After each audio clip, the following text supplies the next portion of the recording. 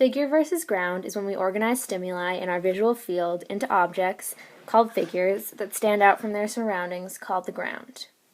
This picture shows figure versus ground because we perceive the poster of Mike as being the figure, or what we focus on, while the wall behind him becomes the background, which we don't give as much of our attention to. Proximity is when we group nearby objects together. This picture demonstrates proximity because we perceive the vents as being organized in columns rather than rows because of the distances between them.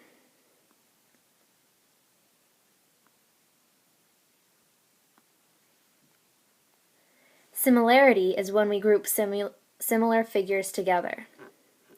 This picture demonstrates similarity because we perceive a cross, a spire, and the words Bishop Fian because the tiles painted to create each of these elements are similar. For example, we group the yellow tiles together to perceive a spire and a cross because they look similar to each other and different from their surroundings because they are yellow. Continuity is when we perceive smooth continuous patterns rather than discontinuous ones. This picture demonstrates continuity because we perceive the letters of scholarship as one continuous line rather than separate lines for each letter.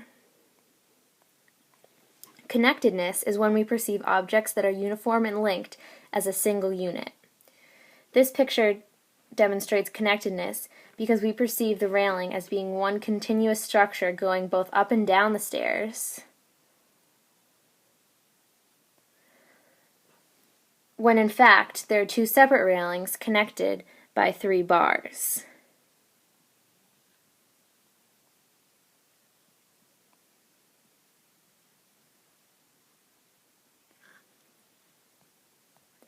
Closure is when we fill in gaps to create a complete whole object.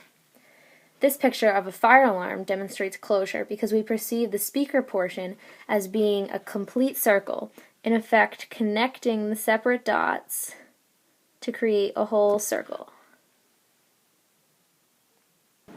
In linear perspective, as lines converge, objects appear farther away. When we look down the hallway, the lines on the ceiling and floor appear closer and closer together the farther we look. Thus we can tell that the end of the hallway with the stairs is farther away from the point where the picture was taken than the door with the bat on it is. Interposition is when the layering of objects over each other gives us information about distance. If one object partially blocks another, we perceive it as closer.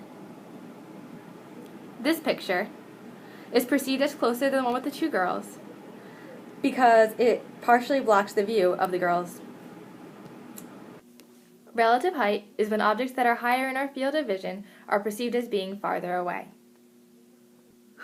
Because the road and the trees are higher on our retina than the stone patio, we perceive them as farther from where the picture was taken than the patio is. This is because the patio is toward the bottom of our field of vision, while the road is closer to the top. In relative size, when 2 objects are assumed to be a similar size, the one that casts a smaller retinal image is generally perceived as being farther away. We know that these lockers are all the same size. However, because the first locker on the left in the row appears larger and thus takes up more of our retinal field than the locker on the far right, we perceive that this locker on the left is closer than this locker on the right. Shape constancy is when we are able to perceive the form of familiar objects as constant even while our retinal image of them changes.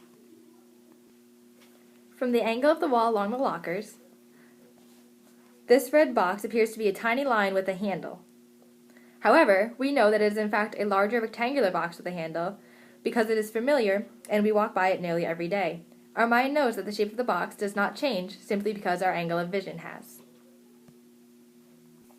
In size constancy, we perceive objects as having a constant size even when our distance from them and the amount of retinal field they take up varies. We are aware that this top stair is the same size as this bottom stair, despite the fact that it appears smaller because it is farther away and takes up less space in our retina. In color constancy, we perceive familiar objects as having a consistent color even if changes in illumination alter the wavelengths they reflect. Because of the lack of light hitting this side of the box, it is in shadow and appears much darker than the front of the box. However, we know that the entire box is the same shade of red regardless of the amount of light it receives.